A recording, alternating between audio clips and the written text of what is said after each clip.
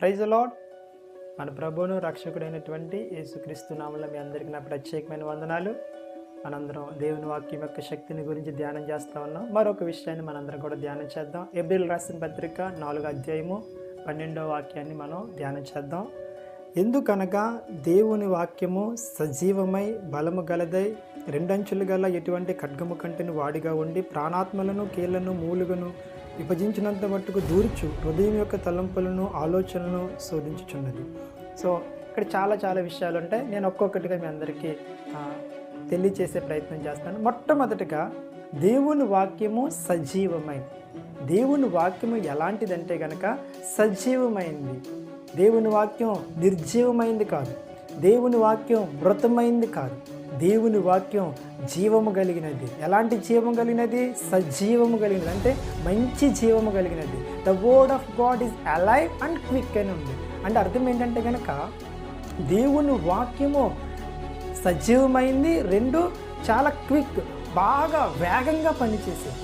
So Greek బైబిల్లో జోయో అనే పదాన్ని అక్కడ ఉపయోగించారు. జోయో అంటే అర్థం ఏంటంటే to make alive, to breathe.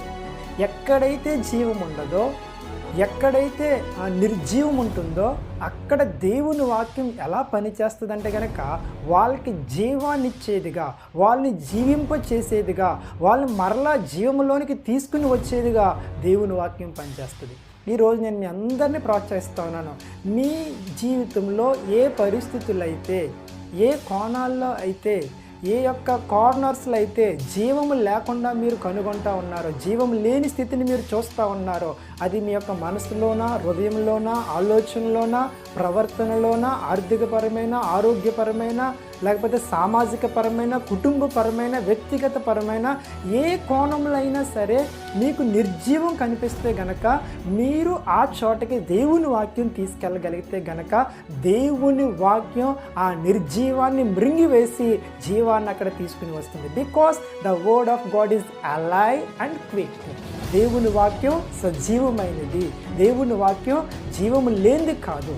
దేవుని వాక్యం మృతమైంది కాదు. కాబట్టి సో నేను మిమ్మల్ని అందరినీ ఎంకరేజ్ చేస్తూ ఉన్నాను. ఎవరిని మీరు బ్లేమ్ చేయొద్దు. ఏ పరిస్థితిని మీరు నిందించొద్దు. ఏ పరిస్థితిని గురించి ఏ వ్యక్తుల్ని మీరు నిందించొద్దు. భర్త భార్యని కానీ, భార్య భర్తని కానీ, తల్లిదండ్రులు పిల్లల్ని కానీ, పిల్లలు తల్లిదండ్రులు కానీ, లేకపోతే మీ ఆర్థిక పరిస్థితులు కానీ, దేన్ని గురించి దేన్ని మీరు నిందించి విచారించవలసినటువంటి అవసరము లేదు. మీ చేతిలో దేవుని వాక్యం ఉంది.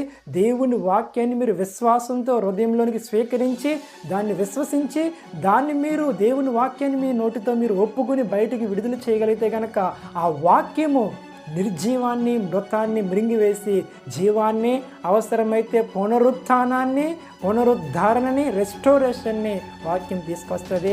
ఎందుకు తీసుకొస్తుంది అంటే కనుక వాక్యంలో అలాంటి శక్తి ఉంది. వాక్యము సజీవమైనది.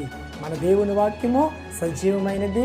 అందుకే మనందరం సజీవులుగా నిలిచి ఉన్నాము అనడానికి ఎలాంటి అనుమానం లేదు. నిజంగా ఈ వాక్యమే లేకపోతే మనం ఎప్పుడో మృతమైపోయేవాళ్ళు. ఈ వాక్యమే లేకపోతే మనం ఎప్పుడో నశించిపోయేవాళ్ళు. ఈ వాక్యమే లేకపోతే మనం ఎప్పుడో నరకానికి వెళ్ళిపోవడానికి ఆ మార్గంలోనే మనం ముందుకి కొనసాగిపోయేవాళ్ళు. మనల్ని ఆ మార్గాల నుంచి బయటికి తీసుకొచ్చింది కేవలం వాక్యమే. వాక్యమే వాక్యమే. ఆ వాక్యం మీ చేతిలో ఉంది.